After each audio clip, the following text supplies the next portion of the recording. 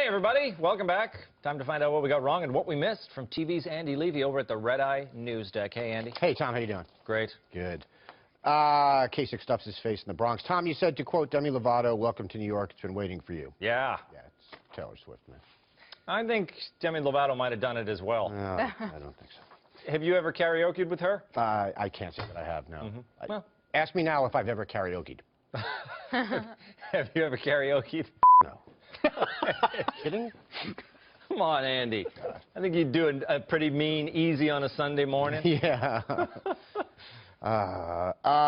Matt, you said Cruz has that anti-New York values backlash because New Yorkers are thin-skinned wusses. Yeah. That really hurts, man. Okay. Like, I would like you to apologize. Okay. No. Duly noted. Okay.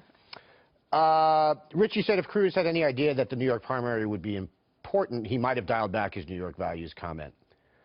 Are you saying he doesn't really believe what he said and he was saying it because he thought he would get political gain from it? No. Okay. Of course not. All right, I just wanted to make that clear. Nick, you didn't seem too excited about the idea that New York is important in this election. What if I told you that it's really not? Well, then I'd be even more excited. Okay. Yeah. Joe, you said you now love Kasich for stuffing his face in front of all those people, and you noted there's a lot of sauce that could have gotten everywhere. Yeah. I think he was trying to make up for eating pizza with a fork. Yeah, but okay. We do have to clarify. It was the first bite of his pizza with a fork because it was hot, which I have done before. Come on. Then he picked up the pizza. Come on. He has a very interesting way of just housing whatever is in front of him, and I respect that. Huh? Wait. The first bite, if it's too hot, you use a fork. It's still going on your tongue. No. It's the roof of the mouth. That's the killer, the roof of the mouth. So with the fork, you got a little space. Yeah. You can wave it a little bit, cool it off a Yes, little bit. it's physics. Yeah, you can also wait. You can wait 30 seconds. Also another way to do it. Some of us can't. Hillary has subway turnstile issues. Hey, can we check back in and see how she's doing? Probably, yeah. Yeah. Still there, huh? Man. So it's all about the speed. Yeah. Godspeed, Madam Secretary. Tom, I did find it odd that you poked fun at Hillary for having trouble at the turnstile, in all honesty. Well, I said she was a senator, Andy. Yeah. I mean, I've lived in the city since 1991. Yeah, so you're all good with these kinds of things. Yeah. Yeah. Well, I was going through today's security footage before the show. I came across this stuff. Can we roll that stuff?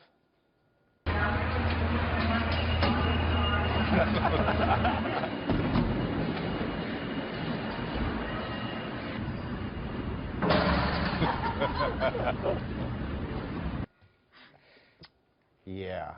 Andy, what? Yeah. What do you? We go through this every time. You know I sweep the security footage every day. Of the New York, of the transit system? Whatever I can get my mitts on. Yep. You know, I got a lot of connections. yeah. Yeah. Rich, you said it's impossible to get through this turnstile in one swipe. And Nick, you said... I didn't say impossible. Well, you said... I just said when the pressure's on, oh, okay. It's hard to do. You can't perform when the pressure's on. And Nick, you said you can always perform regardless of the pressure, I guess. You said you can always do it in one swipe. Sure. I think sometimes it depends on the turnstile, doesn't it? Because there was one here at Rockefeller Center that it was minimum 5 times to get through. But that one aside, I'm pretty much a one-swipe guy. Oh, maybe. We'll check. We'll go to the security footage. It's just a guy with a GoPro on his head that follows Tom around. Yeah, exactly. Tom, you mocked Hillary for taking the subway one stop, 9 blocks. Yeah. Yeah, you know what? When the weather's bad, I sometimes take the subway one stop to work. Sometimes, Andy, you do it all of the time. No, I don't. Yes, you do. I really don't. Yes, you do. But it's Andy. Show the footage. I'm just kidding. 10 blocks in Midtown, there's an excuse, but 10 blocks in the Heights. I mean, where is she going? I don't know. Yeah. Well, she didn't know where she was going. Right. For sure. By the way, of course, this would be absolutely meaningless that she had trouble swiping it, except that her taking the subway was a political stunt in the first place, so it makes it hilarious. Hilarious. Yep. Nick, you said correctly the token stopped being accepted in 2003, and I apologize for the other panelists for the fact that they gave you grief. Thank you. I mean, Correct. I had such a great time at the Transit Museum. Yeah. And that's really the only thing that I can share as far as information goes is is a token tip. Is that because the other stuff is secret?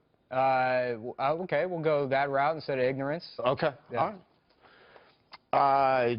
They did start using Metro cards in 93, 94-ish, and they were widespread by 97. And, There you go. And the MTA says That's they're what we were replacing them thinking by of. 2019. Huh? With what? They haven't specifically said yet, but they're thinking some kind of, like Apple Pay kind of deal where you just wave something. Amazing. Yeah. Is the Sanders campaign sexist? Joanne, you said you don't understand the connection between sexism and the word ambition. Nah. Yeah. The connection that these people are making is that ambition is considered a compliment to a man, but that it's somehow bad for a But woman. those people are just projecting. Yeah. I mean, where are the documented cases of that happening? Yeah. Well, let's go to the footage. I have no footage. It's just footage of me. It's just me. Rich, what do you make of Sanders saying Hillary is unqualified to be president? I would agree. Okay. Well, it's very interesting because he spent the lion's share of this campaign until now never saying anything harsh or cutting about her. And it's just that he's realized at the last moment that actually you should probably try to stop your opponent if you want to win a primary. Interesting strategy. We'll see where it goes. Yeah. Good for him for trying it. Matt, you brought up what Bill Clinton said today to the black protesters. I'm going to keep saying this until people listen to me. The Bill Clinton of the past 4 years is not the Bill Clinton of the 1990s, and he is a political liability. He still has more talent, I think, than Hillary does on the stump. No, you really? Every time he speaks now, he commits a gaffe.